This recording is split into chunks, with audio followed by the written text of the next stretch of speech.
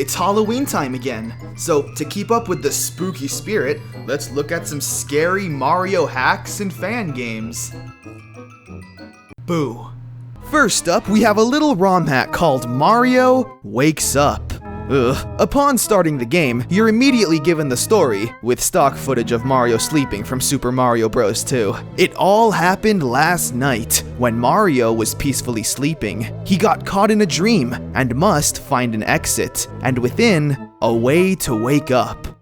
Wonderful! So, as you can probably guess by all of that, the entire game takes place all in Mario's dream.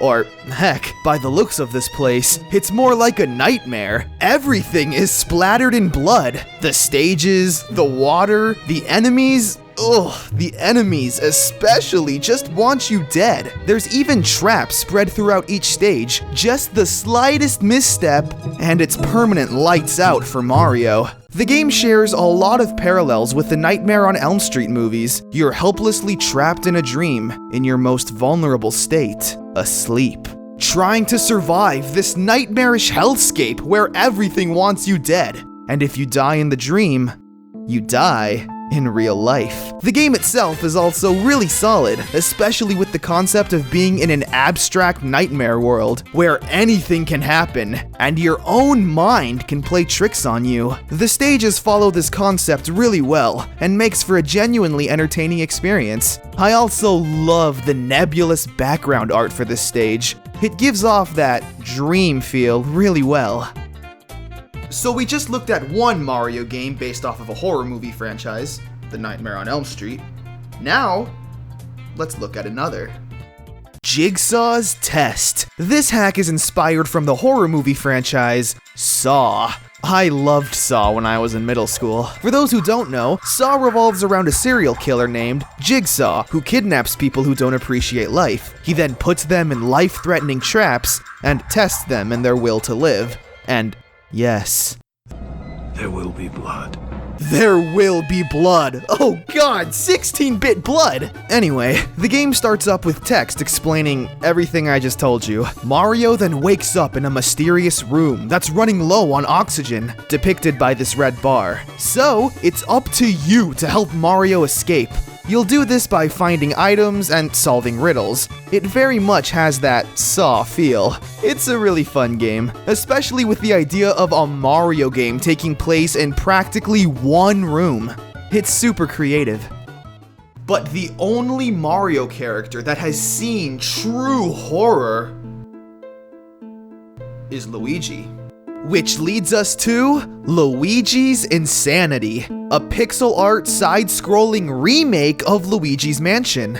Sort of. You see, in this game, you're not exactly hunting ghosts and looking for Mario, but instead, you're trapped in a haunted house, trying to gather the necessary equipment and escape alive, with plenty of demons following you around. The game plays more like a survival horror game, with puzzle aspects thrown in. You also have no means of defending yourself, so if something's trying to get you, you better, figure something out, I guess. Oh, that's real funny, smartass! The game is very unique, and surprisingly, in my opinion, manages to distance itself from the original source material and feel like its own game. It's actually pretty similar to Clock Tower on the Super Nintendo. Yeah, the one with the Scissorman. Scissorman! And exploring this scary ghost house as a helpless Luigi doesn't help much.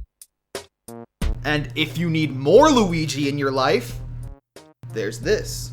Luigis Mansion 64. Now, despite the title, the game really doesn't have that much to do with Luigi's Mansion, apart from the soundtrack. Believe it or not, the game is actually a dark remake of Super Mario 64. Yeah, the stages, the overworld, everything is Super Mario 64, just with a dark, gothic makeover.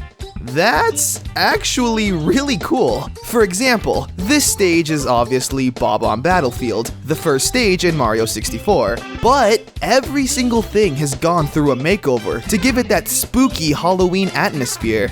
The sky is dark and... night? Is that an adjective? I don't think so. The trees are covered with brown fall leaves. The Goombas are zombies? There are few variations to the source material. However, if you've played Mario 64, then this really isn't anything groundbreaking. But still, this game is beyond charming, and I think Halloween is the perfect time to bust this game out and get spookified. You know, Nintendo really should make Luigi their horror mascot, because he's a big lovable wuss. Alright, now we're down to the final few games, and we're really scraping the bottom of the barrel here. Creepy pasta games. Yeah, I know, they're stupid. But there's a few we could take a look at. This one is simply called Mario. How creative. The game is meant to give off the feeling of experiencing a real creepypasta game. You know, like, oh no, my Mario game that was supposed to be legit is really broken. What's going on? This is so weird. Because of this attempt at being genuine, however, the game itself is really boring. There's no music, the stages are 90% empty, and there is some corruption here and there to be extra spooky. I know that the emptiness is meant to be unsettling, and it kind of is, but for the most part, it's dumb. But don't you worry, because there also exists Mario.exe, a more streamlined approach to a Mario creepypasta game. There's blood, music playing in reverse, more blood, creepy text, and jump scares.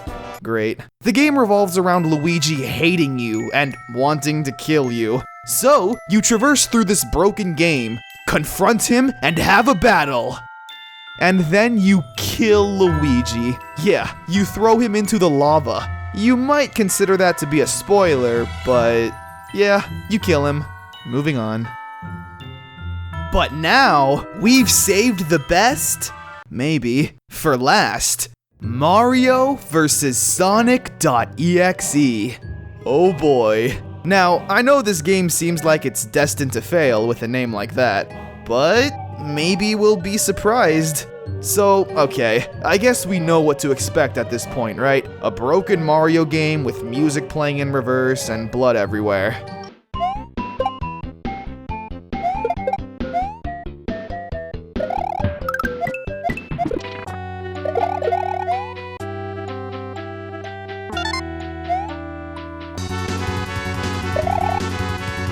Wait, it's actually a game?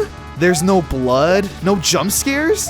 Well, I'll be. Yeah, Mario vs. Sonic.exe is an actual game, and a good one at that. You'd normally expect these kind of games to be filled with shallow gameplay and cheap jump scares, but there's actually none of that here. The gameplay is your typical Super Mario World fare. But it's the atmosphere, the background art, and the music that really sets its tone. Each stage takes place in a dark, grim area, like a graveyard for example. If you're outside, it's always nighttime, and if you're inside, you always feel very claustrophobic and unsettled, like you really don't belong here. Every stage is haunting and depressing, but with just the right amount of bright color to make it very visually satisfying to look at. This game is really a surprise. I did not expect this from a game called Mario vs. Sonic.exe. This is actually a really good note to end on. I hope you enjoyed the video, everyone, and be sure to eat tons of candy and stay spooky.